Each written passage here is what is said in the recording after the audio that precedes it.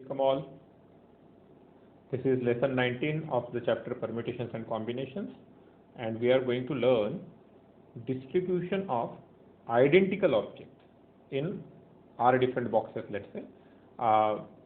And there are two conditions, like empty boxes are not allowed, उस case में क्या होगा, and then empty boxes are allowed, इस case में क्या होगा. तो basically we want to talk about distribution of identical objects, right?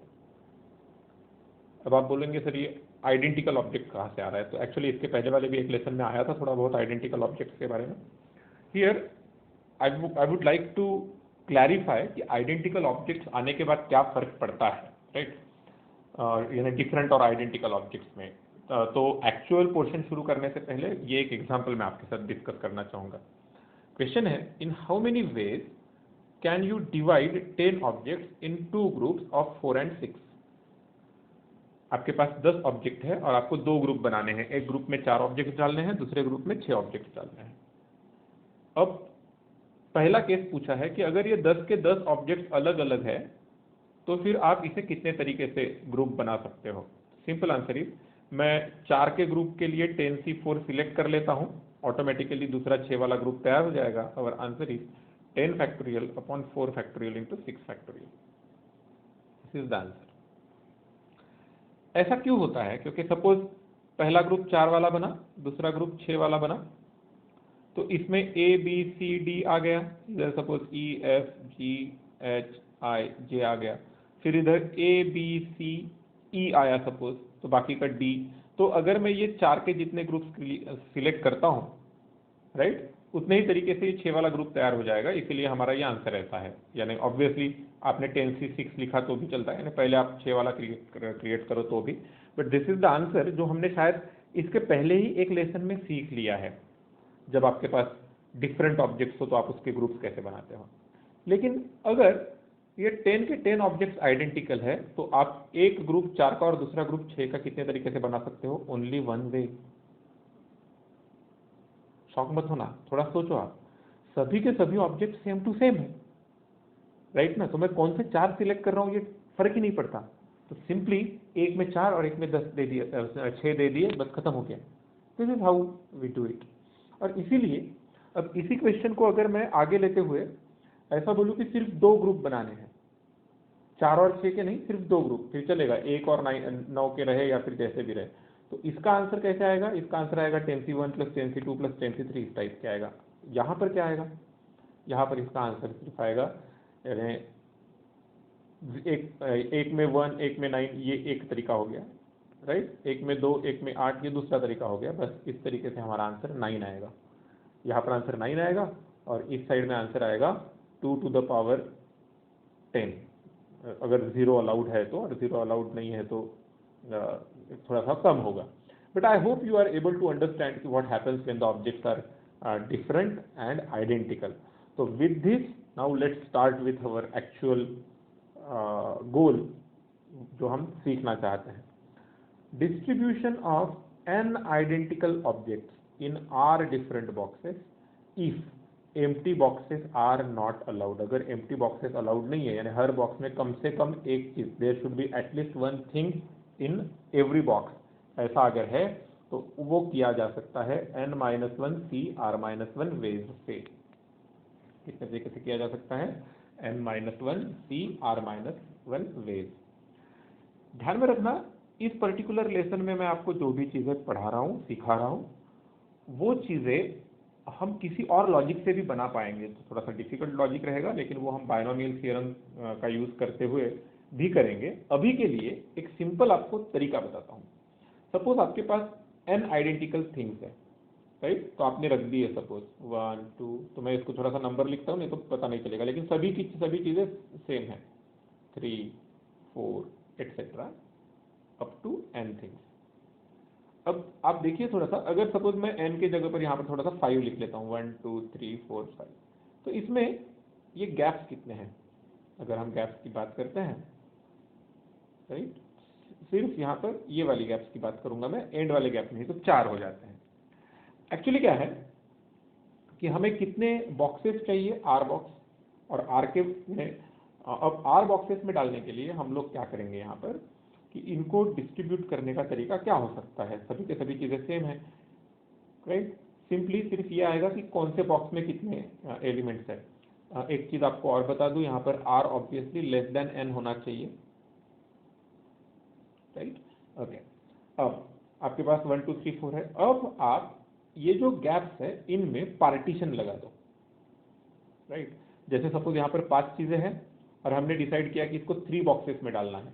3 boxes में डालने के लिए आपको कितने पार्टीशन चाहिए रहेंगे? 2 पार्टीशन।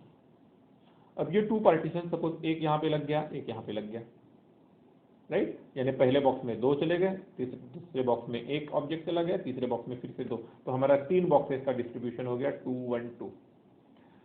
हो सकता है हम लोग ऐसा यानी डिस्ट्रीब्यूशन ऐसा भी करें 1 1 3, तो ऐसे बहुत सारे डिस्ट्रीब्यूशन हो सकते हैं। ये डिस्ट्रीब्यूशन कितने हो सकते हैं? इसका सिंपल आंसर अब ये है कि आपके पास कितने पार्टीशन चाहिए? 2, और ये 2 पार्टीशन लगाने के लिए आपके पास जगह कितने थे? 4। तो अगर आपके पास 5 ऑब्जेक्ट्स हैं और उनको 3 बॉक्सेस में डिस्ट्रीब्यूट करना है सो दैट हर बॉक्स में कम से कम एक ऑब्जेक्ट रहे, तो आपका आंसर आता है 4c2। अब आप यहां पर सोचिए, हर बॉक्स में कम से कम एक चाहिए, इसका मतलब जो पार्टीशंस है, कितने पार्टीशंस लेने पड़ेंगे हमें? r-1 पार्टीशंस, क्योंकि फिर r-1 पार्टीशंस हम बीच बीच में लगाएंगे तो अपने आप r बॉक्सेस बन जाएंगे। जैसे यहाँ पर इस एग्जाम्पल में हमने 2 पार्टीशन लगाए और हमारे 3 ग्रुप बन गए, 3 बॉक्स। वैसे ही r-1 बॉक्स, ये r-1 बॉक्स लगाने के लिए कितने जगह अवेलेबल है आपके पास? n-1 जगह अवेलेबल है, क्योंकि ये n रख दिया तो ये जो गैप्स बन रहे हैं ये कितने बनेंगे? ये जो गैप्स बन रहे हैं कितने बनेंगे? n-1। ठीक है। आप ये इधर वाले एंड हम लोग नहीं पकड़ सकते लास्ट वाले, क्यों? क्योंकि अगर यहाँ पे एक पार्टीशन आ गया तो इसके पहले वाले बॉक्स में 0 ऑब्जेक्ट आ गए ना, ये नहीं चाहिए हमें, इसीलिए कम से कम एक ऑब्जेक्ट के बाद ही बॉक्स लगेगा, है। तो ये जगह कितने तरीके से सिलेक्ट होगी अब, राइट, पार्टीशंस के लिए। तो n-1 जगह पे से r-1 जगह पर आप पार्टीशंस लगा लेंगे, तो n-1c r-1, इस तरीके से हम लोगों ने n आइडेंटिकल ऑब्जेक्ट्स को r डिफरेंट बॉक्सेस में डाल दिया। ओके, सिर्फ फॉर्मूला ये ध्यान में रखना, ये सफिशिएंट नहीं होता है, आपको पता रहना चाहिए कि आइडेंटिकल का मतलब क्या, आइडेंटिकल ऑब्जेक्ट्स का मतलब क्या, डिफरेंट ऑब्जेक्ट्स का मतलब क्या। नाउ अगर सपोज फिर से n आइडेंटिकल ऑब्जेक्ट्स है, वही चीज है और वैसे ही r बॉक्सेस है, लेकिन अब बॉक्सेस एम्प्टी भी रह सकते हैं।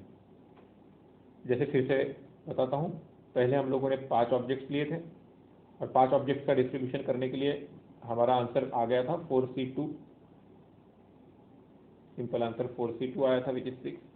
क्यों इस तरीके से आया था? आपको मालूम है कि क्या क्या हो सकता था डिस्ट्रीब्यूशन? हो सकता था 1 2 2, ठीक है। फिर डिस्ट्रीब्यूशन हो सकता था 1 1 3, फिर डिस्ट्रीब्यूशन हो सकता था 1 3 1, क्योंकि एम्प्टी नहीं हो सकता कोई भी। फिर क्या हो सकता था? 2 2 1 2 1 2, फिर पहले में 3, इधर 1 और 1। बस ये 6 तरीके से 3 बॉक्सेस में 5 ऑब्जेक्ट डिस्ट्रीब्यूट हो सकते थे, इसीलिए हमारा आंसर 4c2 आया। लेकिन व्हाट इफ 0 इज अलाउड? तो 0 इज अलाउड के बाद हमारा ये भी कैलकुलेशन हो सकता है 0 0 5, यानी पहले बॉक्स में 0, दूसरे बॉक्स में 0, लास्ट में 5।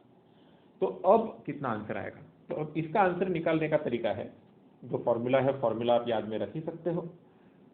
अभी ऐसा समझ लीजिए कि आपके पास टोटल कितने ऑब्जेक्ट्स हैं जो हमने पहले लिए थे? n ऑब्जेक्ट, और हमारे पार्टीशंस कितने चाहिए रहेंगे? r-1 पार्टीशन,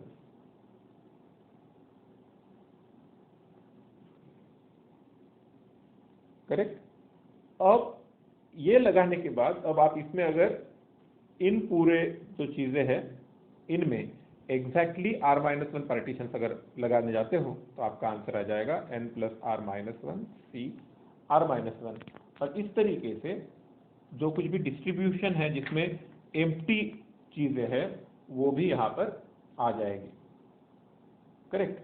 क्योंकि यहाँ पर हम लोगों ने r-1 पार्टीशंस ले लिए, इसके हिसाब से क्या हो जाता है कि अब इसको आप r-1 जगह, यानी इसके पहले जैसे किया था, ये जो पूरी चीजें हैं, कितनी चीजें हो गई?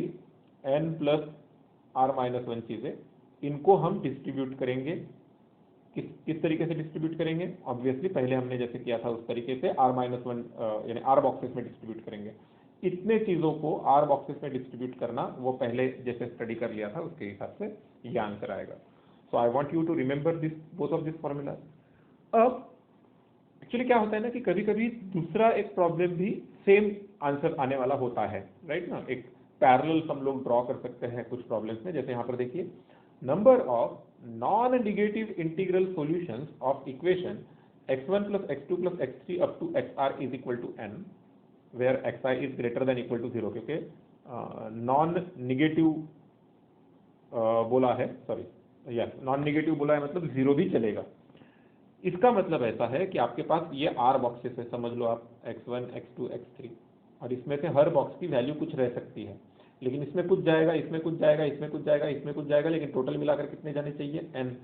तो ये वाला प्रॉब्लम और हमने इसके पहले वाले स्लाइड में जो सॉल्व किया वो सेम है एक्चुअली। इसका मतलब ये आंसर हमें याद में रखना पड़ेगा, या फिर ये दोनों वैल्यू सेम है।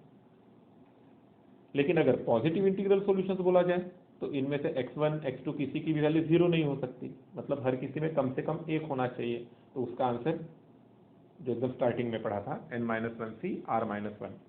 आई होप आप इसको पॉज करके थोड़ा सा सोचोगे, क्योंकि ये काम तो आपको करना चाहिए। डाउट्स रहे फिर भी तो I am here to solve those doubts, but देखते हैं आप कैसे इसको इम्प्लीमेंट करने की कोशिश करते हो।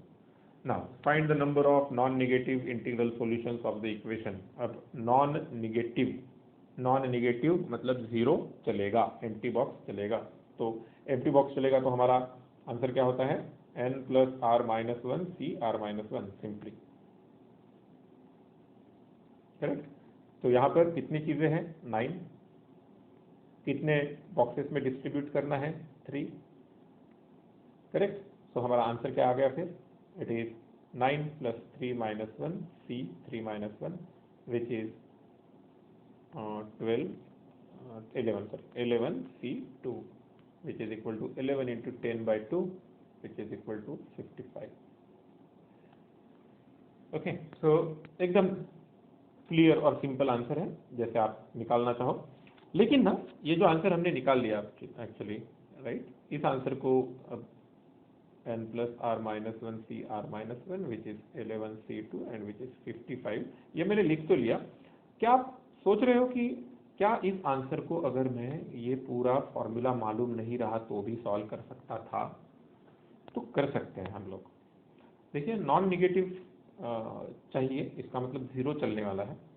तो हम लोग ऐसा सोचते हैं, अगर x की वैल्यू जीरो है तो y प्लस जेड 9 होना चाहिए। इसके सॉल्यूशंस कौन से हैं? 0 प्लस 9 1 8, ऐसा करते हुए कहाँ तक पहुँचेंगे? 9 0। ये कितने सॉल्यूशंस हो गए आप समझ रहे हैं? 10 सॉल्यूशंस। फिर x इज इक्वल टू 1 के लिए y प्लस जेड कितना होना चाहिए? 8, करेक्ट। तो ये सॉल्यूशंस कैसे होंगे? 0 8 से लेकर 0 8 1 7 ऐसा करते हुए आप जाएंगे और बाद में आएगा सॉरी 8 0। ये कितने हो गए सॉल्यूशंस? 9 सॉल्यूशंस। तो हमें क्या पता चलते जा रहा है? आप समझ पा रहे हो ना? ये कौन से सॉल्यूशन हो गए? 9 सॉल्यूशंस। ये 9 सॉल्यूशंस हमारे हो गए 0 0, x की वैल्यू 0, y की वैल्यू 0, z की वैल्यू 9। फिर 0 1 8 मतलब x की वैल्यू 0, y की वैल्यू 1, z की वैल्यू 8। इस तरीके से ये 10 सॉल्यूशंस हो गए 0 0 9 0 1 8, यानी जिसमें पहला नंबर 0 है। फिर यहाँ पर 9 सॉल्यूशंस कौन से हो गए? ये 9 सॉल्यूशंस है 1 0 8 1 1 7, इस तरीके से, क्योंकि सब 9 होना चाहिए। अब यही हम करते जाएंगे तो x की वैल्यू 0 होने पर 10 सॉल्यूशन, x की वैल्यू 1 होने पर 9 सॉल्यूशन। आप करके देखना 2 के वैल्यू पर 8 सॉल्यूशंस रहते हैं, राइट। लास्ट में जाके जब x की वैल्यू 9 हो जाएगी तब हमारे पास y का वैल्यू 0 और z का वैल्यू 0 लिए बिना दूसरा कुछ ऑप्शन नहीं रहेगा, दैट इज 1 सॉल्यूशन, करेक्ट। तो हमारा आंसर क्या हो गया? टोटल सॉल्यूशंस क्या हो गए? Total number of solutions is 10 plus 9 plus 8 up to 1, right. आपको मालूम है ये 10 नंबर्स हैं, तो आपका सम आएगा 10 by 2 into 10 plus 1 11 which is nothing but 55 और मैंने ये आंसर निकाल लिया। अब ये जो भी मैंने सोचा है, राइट, ये डिपेंड करता है कि आप कितना, मेरे ख्याल से मैंने जो स्टार्टिंग से बोला है कि mathematics is poetry of ideas, सिर्फ फॉर्मूलाज में उलझ के नहीं रहना है। आप अगर मैं जैसा बताता हूँ वो पढ़ते रहेंगे और बीच बीच में मेरे साथ डिस्कशन करते रहेंगे तो ऐसे आइडियाज मैं आपको और बताते रहूंगा, बट बताने से नहीं होगा, ये आपके दिमाग में आना स्टार्ट होना चाहिए। आई होप आप उसके लिए ट्राई करते रहेंगे। Now let's solve this one again. In how many ways can 6 balls be selected from 10 identical blue, 8 identical red and 6 identical green balls if at least one ball of each color is selected? तो simply आपको यहाँ पर x plus y plus z 6 चाहिए, जहाँ पर x की value can be, क्योंकि आपके पास 10 ब्लू बॉल्स है तो x यानी ब्लू सपोज, राइट, तो x की वैल्यू 0 ले सकते हैं क्या हम? नहीं, एटलीस्ट 1 बोला है तो 1 2 3 अप टू 10 इनमें से कोई भी एक वैल्यू x की ले सकते हैं। y की वैल्यू क्या क्या ली जा सकती है? 1 2 3 अप टू 8 क्योंकि रेड बॉल है। z की वैल्यू क्या ली जा सकती है? 1 2 3 अप टू 6। अब एक इम्पॉर्टेंट चीज़ ये है कि यहाँ पर z की वैल्यू भी 6 तक है, इसलिए हम लोग सीधा सीधा इसका आंसर जो निकाल सकते हैं that is number of solutions. Number of solutions क्या होते हैं? n-1 c r-1। तो n-1 c r-1 हम लोग यहाँ पर करेंगे तो 6 चीज़ें सिलेक्ट करनी है, मतलब यस 6-1 c 3-1,